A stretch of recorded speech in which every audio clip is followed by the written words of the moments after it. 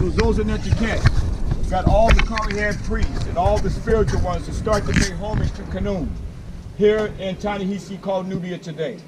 And then the inundation of the Nile started to flow and Happy started to flow again. And then there was no more starvation. When we hear about the starvation that took place in Kemet, it was due to the fact that the Nile, they did not pay homage to Kemetnu. We also see that story many times over. So when we see the story that in the biblical account of the starvation in Egypt, that was due to the Nile that took place.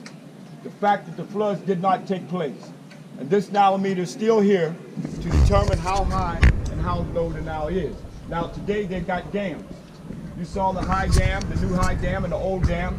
That is blocking the Nile. That's something that they would have never done in ancient times, and that is block the Nile. Today we see the alluvial topsoil is now cannot cover the land like it used to. Now salt is coming up out of the land, causing a rapid deterioration in the monuments. It may be 100 years from now, 200 years from now, these structures that stood for over 4,000 years may start to go through serious dilapidation because of the salt deposit that's coming up out of the ground, because the topsoil that once came out of the interior of Africa no longer covers the land as it used to. So that's going to be a serious travesty for this to take place. And that's one of the reasons why our ancestors never dammed the Nile. So even though they got these so-called modern conveniences and so forth of electricity due to the dam, but we see the destruction that it has done to the Nubian villages that has taken place, and many of the brothers who had to be relocated, and Komombo, and also many of the temples that are now under the water. Some of them have been saved, like you saw Abu Simbel, and also Medina, Abendalusi, and Kolomolo, where we were at as well as the Temple of Aset. These are a few that were saved, but there's still many Nubian temples that are under the water that we'll never see again. Nubian villages that are under the water that we'll never see again. So this is a very important part right here. And the reason why this is called Elephantine is it's called today because of the rock formation. And the ancient name was called Ibu, Ta-Nehisi. And many of the Nesus, the great Nesus of the Old Kingdom, came from this area right here. They came from Upper Egypt. Like we said, Nima Adra, Sohora, Nepka, who started the world's first navy, they all are coming from Upper Egypt. Not from the Delta region, but from the southern region that we see right here. And the land of Kwesi is documented, goes back over 25,000 years. That's documented by, as they call it, Orient Institute in Chicago. And you were in the Nubian Museum and you saw the plate there of what, 65,000 to 55,000 years ago. So we're an ancient people. We can't start time with a Western time. We can't educate ourselves in a Western time. To educate ourselves in a Western time, that means we're only circumscribing our circumference to think within their diameter of only 2,000 years. And that's nothing compared to this Nile meter over 4,000 years ago. Everything that you were taught in Western academia did not exist when Nima Atra was building that Nile meter right there. Everything that you were taught to make an A on in Western civilization and science and everything else did not exist in the Western world, but the sciences that were taken from here, as I said, from Tahuti, who the Greeks call Hermes Mercurius Trismegistus, that became the Hermetic text. So this is ancient knowledge. And it starts for us to come back here and start to research. After all, the whole Western world awakened out of their, as they call, dark ages, from this knowledge right here. So when we take in consideration that we have been in a dark age, as they call it, because of our Ma'afa.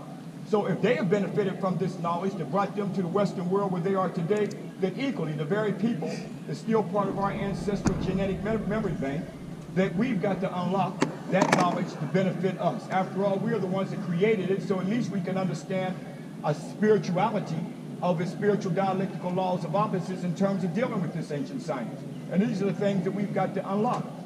So I'm saying that we're now starting to step out of, one step out of the Ma'atha of 150 years ago of what happened physically. But now it's time for the final emancipation. That final emancipation is mental now. And that's the hardest right now. Yeah. It's the mental, because we got so many things that bombard us every day. Technology, televisions, and everything. Bombarding the images and the psychic of African people. So again, this is the barriers that we've got to break now. Or we will let technology turn us into robots. And then we will lose that human cop, that human spirit that our ancestors called. That's within us, that's part of us. That caress, as the Gnostics called it, corrupted by the Romans, they call it the Christ. Not the Serapis Jesus, I'll say it again.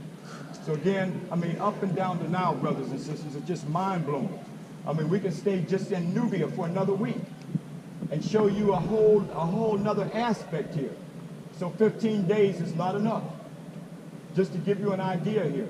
But again, to have an awakening. But when you go home, don't deal with the stench of someone's ignorant mentality to want to talk ignorant about your experience here, because just like the flowing of the river, the Nile flows, and when the water doesn't flow, what happens? It turns stagnant. So same thing with knowledge. When knowledge doesn't flow, the people's mind becomes stagnant. And that's why the ignorance of that stagnant mind becomes stench. So some of you are going to experience the stench of that ignorance, of the lack of knowledge of our ancestral knowledge. So you cannot get caught up in the stench of that to go back to, because sometimes it can grab us and turn us into, we fall into the quicksand if we're not careful. And then you lose this whole spiritual experience of what you got here. So you got to walk away. Just smile and walk away. Say you're not ready yet. You're Keparah. You got a serious Keparah to take place. But those who are receptive and you see their spirits who want to know, then that's where you're going to send your spirit out to. So at this point, let's continue our journey down to the Nubian village. And the rock formation, the best rock formation of those elephants are over there. You see those herds of elephants? Yep. Thank you, brother, for saying that. Rocks formation, right over there. See the deers and So that's everything. what you all see here. That Kemetnu nature on that stone over there. Look at all that Kemetnu nature. That's the Nubian kingdom. 4,000 years.